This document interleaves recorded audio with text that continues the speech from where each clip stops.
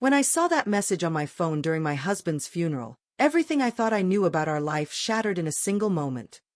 The funeral hall was heavy with quiet sobs and whispered condolences. My husband, Robert, laid peaceful in the polished casket, his face serene as if he had simply fallen asleep. The scent of lilies and the faint hum of the organ filled the air, but none of it reached me. My hands trembled as I held my phone, staring at the text that appeared out of nowhere from an unknown number. It said simply, "I am still alive. Trust no one." Confusion and fear battled inside me. Robert was gone, everyone said so. But the message whispered doubt. Who would send such a thing? What was this warning meant to protect me from? Amid the sea of mourners, I felt utterly alone. Life with Robert had been quiet and steady for nearly 40 years. Our small, modest home smelled of fresh bread, brewing coffee, and sometimes the faint aroma of his pipe tobacco that he'd given up, but kept for nostalgia. Robert was a man of routine. Every morning, he'd pour us twin cups of black coffee, toast the bread just right, and sit with me by the kitchen table as sunlight spilled across the curtains. Our children were grown and scattered, Emily married abroad, Peter setting roots in another city, both kind but swept up in their own busy lives. Robert's calm presence was the center of mine. We celebrated small victories and weathered storms silently, holding hands during grief, laughing over shared memories. That morning at breakfast, Robert seemed distant, a little pale, but he joked softly, insisting nothing was wrong. By afternoon, the hospital called. A sudden heart attack. My world spun. Defone buzzi mai rende again, breaking through the flabakis. Another message, don't trust the doctor. Not all is as it seems. The words sent chills down my spine. I glanced at Robert's death certificate, then back at the messages, my eyes searching for answers that weren't there. Asterisco, asterisco, asterisco. In the days following his passing, the house felt colder than usual. I kept expecting to hear Robert's footsteps, to find his worn slippers by the door. But instead, there were whispered phone calls behind closed doors, my children exchanging uncertain words, their eyes avoiding mine. One afternoon, while sorting Robert's papers, I found a hidden envelope tucked beneath his old Bible. Inside was a letter, shaky but unmistakably in his handwriting. It spoke of secrets kept, threats made, and a warning to me, "Be careful who you trust. My death will bring more danger than you think." My heart pounded as I pieced together fragments of conversations I'd overheard. The doctor who checked him last seemed evasive. A neighbor whispered about strange visitors at odd hours. The line between grief and suspicion blurred. My mind raced with questions. Did Robert die of natural causes? Or was there something darker beneath the surface? Asterisco, asterisco, asterisco. One evening, alone by the fireplace, the truth hit me like a sharp gust of wind. Someone close was hiding things from me. My own family seemed distracted, distant, and fearful, behaving like strangers in Robert's shadow. The next day, with trembling hands, I confronted Dr. Jennings at the hospital. His eyes flickered with something unspoken when I asked about Robert's treatment. Everything was according to protocol, he said, voice steady but cold. But then a nurse slipped me a note in the hallway, "Watch your back. Some truths cost dearly." That night, I couldn't sleep. The house creaked with memories and secrets. I realized I was no longer just a grieving widow. I was a detective chasing shadows, uncertain who to believe. The days after Robert's funeral were a haze of quiet phone calls, distant relatives, and the relentless ticking of the clock on the living room wall. My mind replayed that cryptic message over and over, like a sharp echo bouncing off the walls of my grief. I tried to focus on the small routines that had once brought comfort, the smell of brewing coffee, the softness of the quilt Robert had made me years ago. Yet, every creak of the floorboards felt like a warning, every glance from the children bore hidden meanings.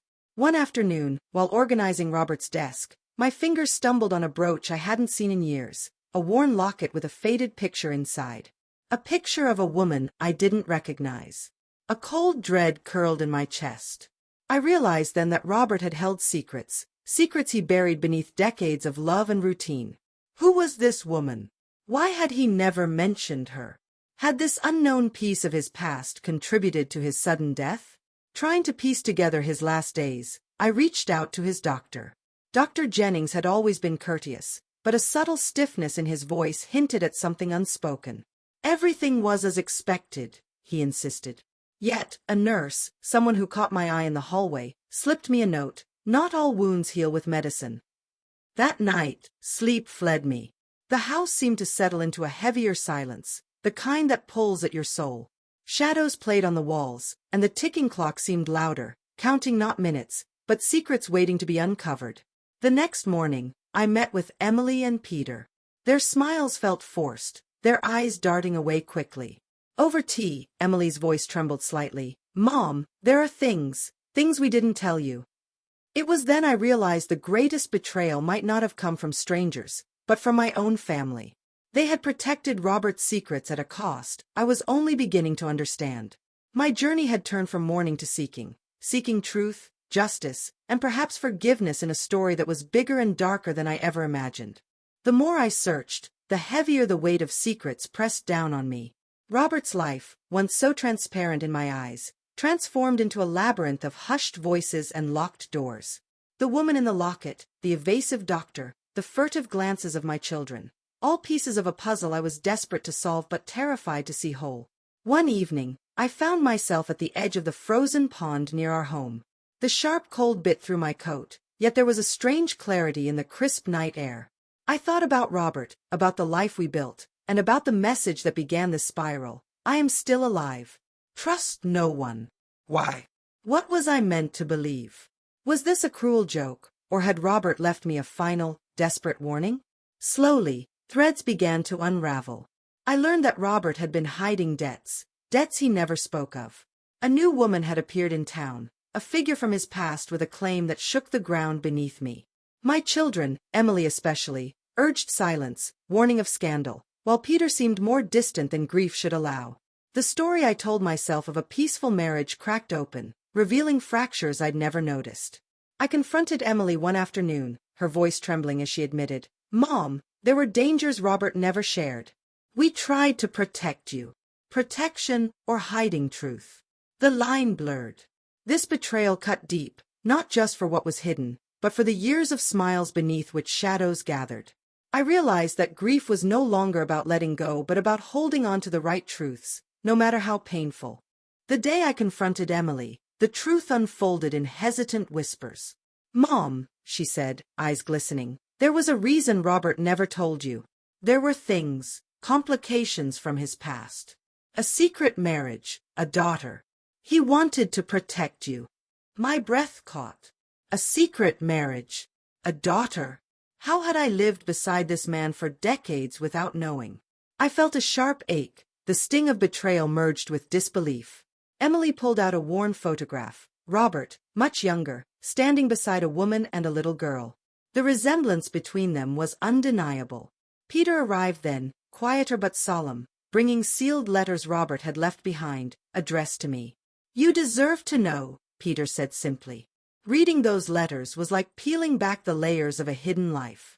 Robert spoke of love, loss, regrets, and a daughter he never met, a child given away in a whisper of circumstances he never fully explained. His final words were a plea: protect her. Protect us. I felt a wave of sorrow and confusion. Why had he shut me out? Had I been blind in the life we built together? Days turned to weeks as I tried to piece together the strands of Robert's secret. I reached out to the woman in the photograph, Marie. Meeting her was surreal. She regarded me with wary eyes, yet there was an unspoken bond. She told me of a young Robert, torn between worlds, forced to make heartbreaking choices. Her daughter, Anna, now grown, had lived a quiet life unaware of her father's identity until recently. The revelations reshaped everything. My grief intertwined with a fierce new purpose: to reach Anna, to heal the fractures Robert left behind. At the same time, I faced the delicate task of sharing truth with my children. The family I thought whole was fractured, but through honesty and vulnerability, I hoped we could rebuild stronger, together. This journey through betrayal and hidden pasts was painful, yet it also taught me invaluable lessons. Families hold secrets, yes, but love has the power to unravel lies, to heal wounds, and to bring light to even the darkest corners. I found strength where I thought I was broken. I learned that forgiveness is not forgetting, but choosing peace over bitterness. Robert's death wasn't just an end. It became a beginning, an invitation to embrace truth, however difficult, and to walk forward with courage. The weight of family secrets is heavier than I ever imagined. I learned that secrets don't just hide truths, they shape the way we relate, trust, and love. Robert's hidden past and the silence around it created a wall between us, one I never saw until it cracked open after his death. In the quiet mornings, I thought about how much I missed the man I married, yet how little I actually knew. Or maybe, how much I chose not to see. The woman behind the comforting coffee rituals and shared memories held fragments that were hidden even from me. Emily told me of the guilt that surrounded the silence, how protecting me felt like shielding a fragile light from a storm. But the price was high. Their exclusions bred distrust. Peter's quiet distance spoke volumes about the weight family secrets put on relationships, a burden not shared evenly. As I faced the truth, I realized that healing required more than uncovering secrets. It needed conversations soaked in vulnerability, patience, and understanding. I reached out to Anna, Robert's daughter, and we took the first steps to build a connection, awkward and tender. In this journey, I learned that forgiveness is a gift I give myself. Forgiveness doesn't erase the past, but it frees me from bitterness. Family may be a tapestry woven with imperfect threads, but even damaged fabric can be mended with care. If there's a lesson here, it's this: no secret is worth sacrificing love and truth. Openness, even when painful, is the foundation on which families stand or fall.